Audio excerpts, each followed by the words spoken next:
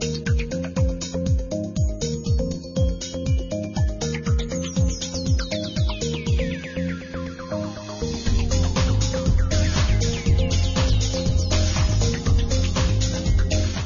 dia a todos. Eu sou a Marta, sou professora de Direito Penal aqui da GV e queria dizer que eu estou muito feliz de poder trazer esse evento aqui para a escola. Primeiro porque é um evento que poucas vezes a gente vê isso acontecer, juntar não só estudiosos e pesquisadores do direito penal e da justiça criminal, mas também as pessoas que estão no dia a dia desse sistema. Então, os defensores, principalmente os defensores os defensores públicos que vão participar e vão falar sobre a própria experiência, mas também os militantes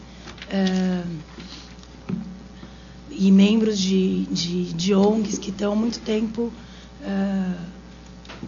lutando para, se é possível dizer isso, tornar esse sistema mais humano.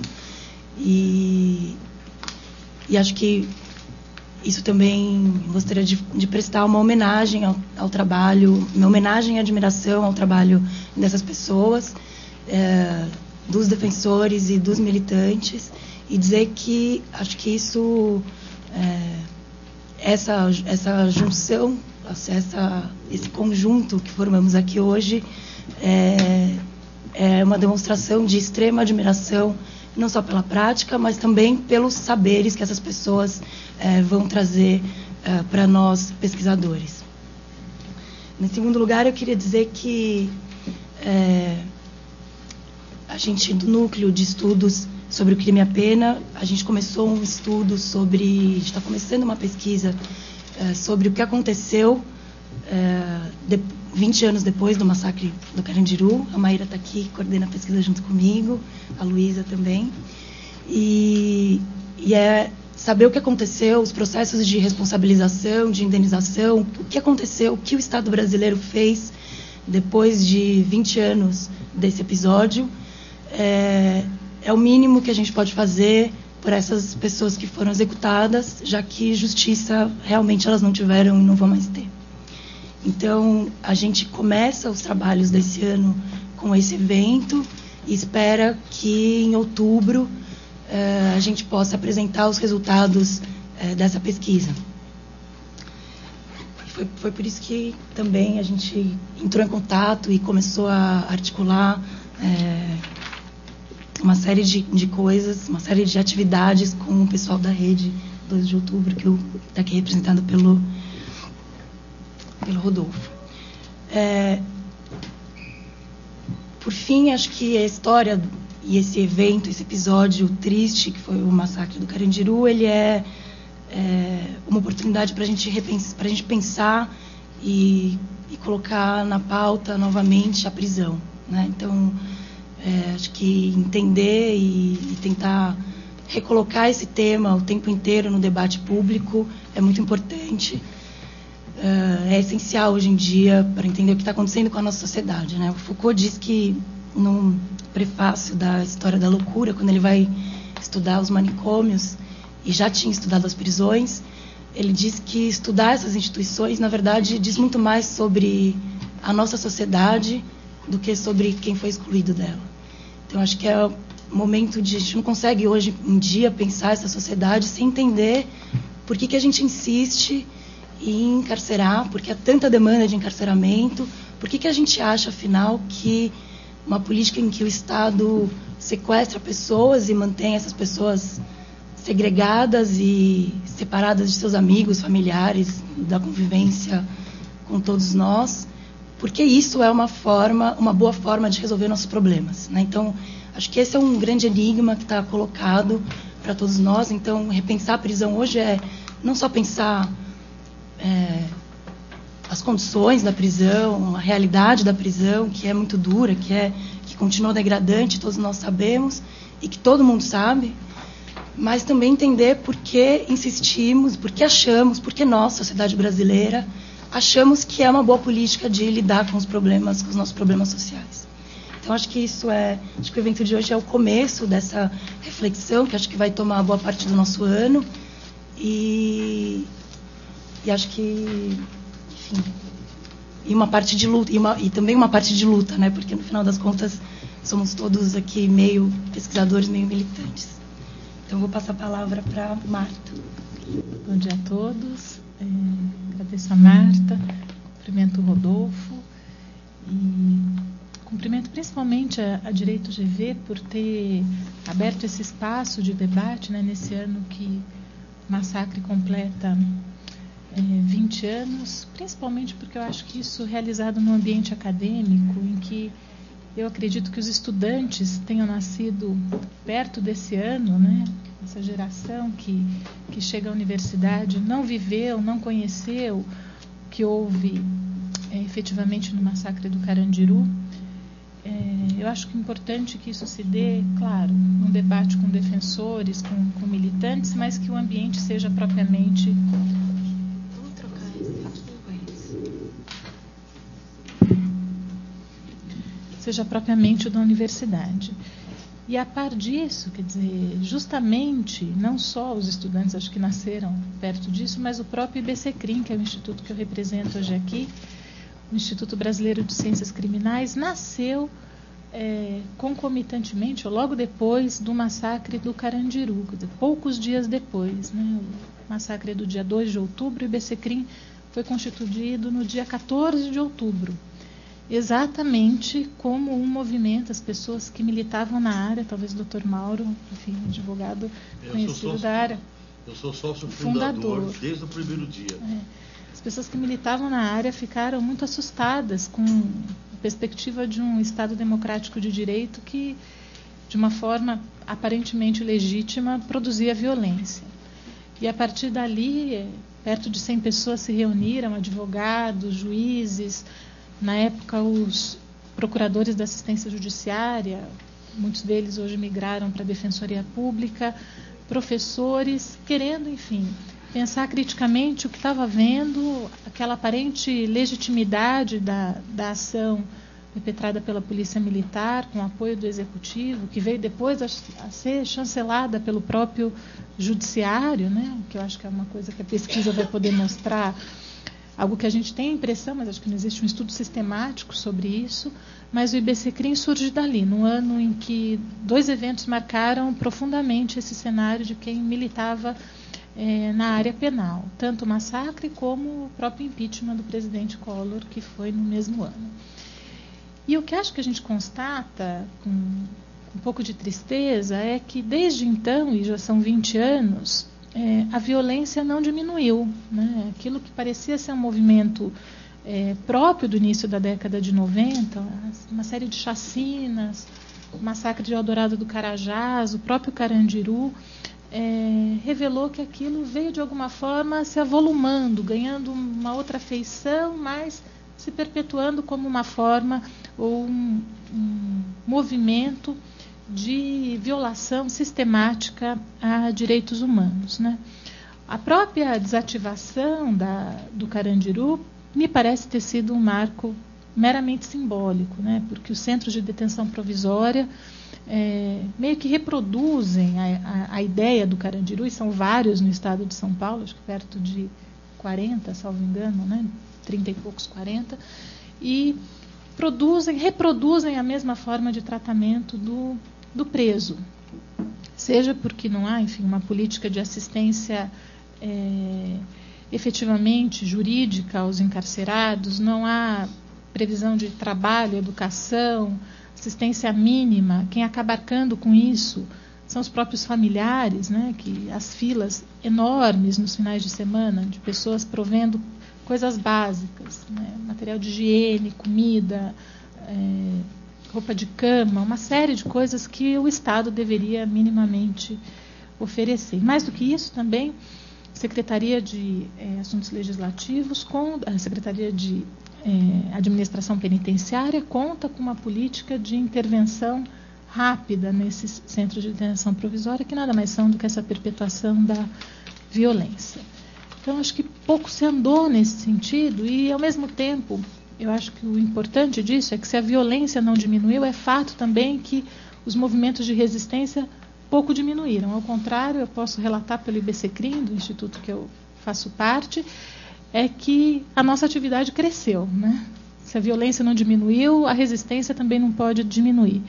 E o IBCCRIM, nesses anos todos, levantou diversas bandeiras, algumas com bastante sucesso. Por exemplo, a questão da impossibilidade da progressão de regime no caso dos crimes hediondos. Isso foi uma bandeira levantada pelo IBCCRIM dentro dessa política também legislativa de uma produção absolutamente caótica de leis especiais da década de 90 para cá, muitas delas com esse viés estranho, né, de endurecimento das leis penais sem que se visse exatamente as consequências disso. O IBCCRIM sempre resistiu a esses movimentos. Então, essa foi uma bandeira vitoriosa, eu acho que de todos que militavam na área, de que o Supremo reconhecesse, enfim, a inconstitucionalidade da vedação, da progressão de regime. Depois também o IBCCRIM levanta, e com dificuldade, a bandeira da questão das mulheres encarceradas, né, do tratamento disso. Aqui no estado de São Paulo, situações bastante tristes, a questão do parto das mulheres encarceradas, várias questões que mostram, enfim, essa é uma população que estudos mostram que cresce, né, o número de mulheres encarceradas cresce exponencialmente na última década, principalmente, mulheres e presos provisórios, acho que são a população que mais cresce em termos carcerários, e essa é uma política que também vem sendo levantada. A própria criação, a efetiva implementação das defensorias públicas, e que isso ganhe um cenário maior, que haja mais defensores, uma atuação efetiva, com mais material, mais pessoas envolvidas nisso, também tem sido uma bandeira do IBCCRIM.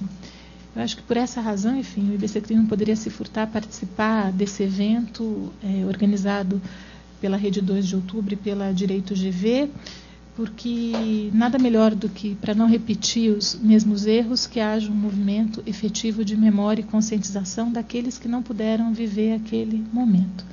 Então, espero, sem falar muito mais, que o evento de hoje seja proveitoso, que haja um resgate efetivo do que ocorreu nesses últimos 20 anos. Eu também espero, ansiosa pelo resultado dessa pesquisa, enfim, que a Direito GV faz tão bem. As pesquisas empíricas daqui da escola são muito conhecidas e trazem normalmente um retrato daquilo que as pessoas que trabalham na área têm uma impressão, às vezes pessoal, mas que a pesquisa técnica acaba revelando de uma forma incontestável. Então, é isso. Um bom dia a todos. Bom dia a todas e a todos. Inicialmente, eu gostaria de saudar a professora Marta Saad, a professora Marta Machado, também a Fernanda M, a Luísa, parceiras na construção desse seminário, que tem o principal objetivo de problematizar o massacre do Carandiru. O massacre do Carandiru, que é um ponto infeliz de convergência entre duas políticas que ainda hoje vigoram, né? Que é a política de extermínio e a política de encarceramento em massa. Só lembrando um pouco, que acho que é importante registrar a memória do massacre, no dia 2 de outubro de 92, como todos sabem, 111 homens, no mínimo 111 homens, porque há indícios de que havia mais pessoas executadas, 111 homens desarmados e completamente acuados foram executados por mais de 350 policiais militares, a mando do então governador Fleury. Apesar dos laudos indicarem claramente que houve extermínio, de lá para cá não houve qualquer responsabilização. Pelo contrário, o Biratã, que foi o coronel que comandou essa ação teratológica, ele foi eleito de maneira extremamente debochada com o número 14111. Recentemente, o senhor Alckmin nomeou Salvador Modesto Madia, que foi responsável por 78 das 111 mortes no Carandiru, para o comando da Rota, que é simplesmente o destacamento mais letal e mais violento da Polícia Militar.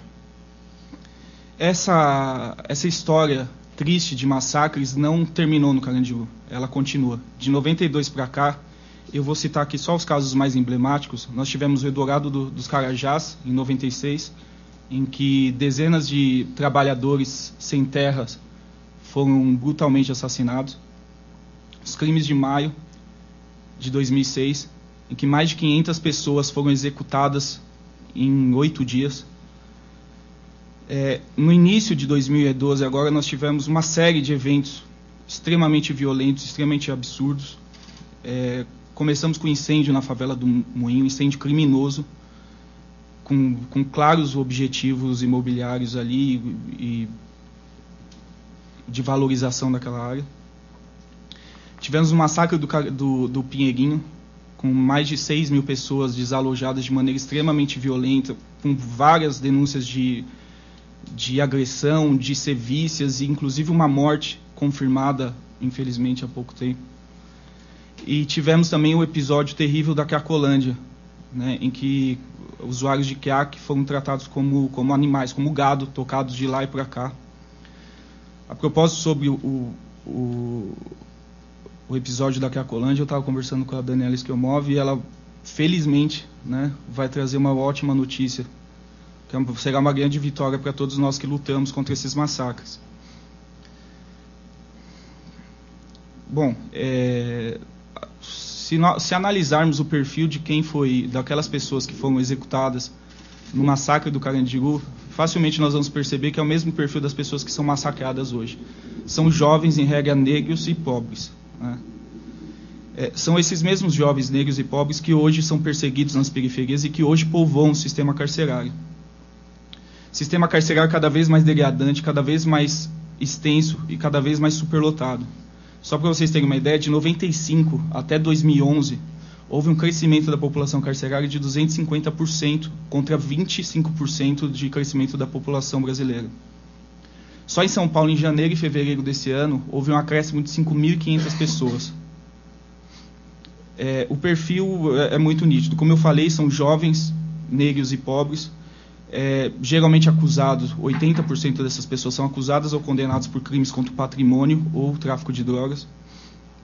Quase metade ainda não tem condenação, ou seja, são presos provisórios, de quem se presume constitucionalmente a inocência. Mais da metade tem menos de 29 anos, 90% sequer completaram o ensino médio e 60% dessas pessoas são negras. Essa política de encarceramento em massa, ela tem sintomas que pipocam para todos os lados. Em São Paulo está em pleno vigor um plano de expansão carcerária que é alardeado, inclusive, pela Secretaria de Administração Penitenciária. Quem tiver curiosidade, na revista de dezembro do ano passado, há uma matéria só sobre expansão carcerária, inclusive o título da matéria é esse, e há um tom orgulhoso de se expandir o sistema carcerário. E o próprio governo federal, no final do ano passado, lançou o Programa Nacional de Apoio ao Sistema Prisional, com 1,1 bilhões de reais para a construção de novos presídios. Na verdade, é um programa nacional de encarceramento em massa, né?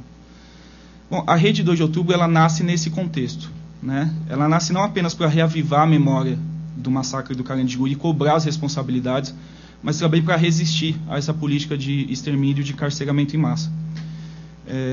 Vou terminar por aqui, até porque a Rede 2 de Outubro vai estar muito bem representada pela Débora, pelo Rafael, pelo Guto, depois no final da tarde. Gostaria de registrar aqui o convite para que todos e todas se somem nessa luta da Rede 2 de Outubro. Obrigado.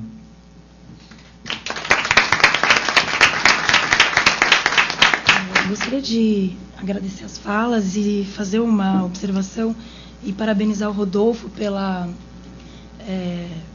pelo empenho pessoal, e a maior parte dos contatos das pessoas que a gente conseguiu trazer aqui foi graças a ele, e por ironia, mas também por erro nosso de organização interna, justamente o logo da Rede 2 de Outubro não consta do material que vocês receberam. Então, estou pedindo desculpas e dizendo que, assim, abertamente, de que se não fosse o Rodolfo, pessoalmente, o pessoal da rede, a gente não conseguiria ter feito os contatos e ter trazido as pessoas que vêm falar hoje aqui no evento.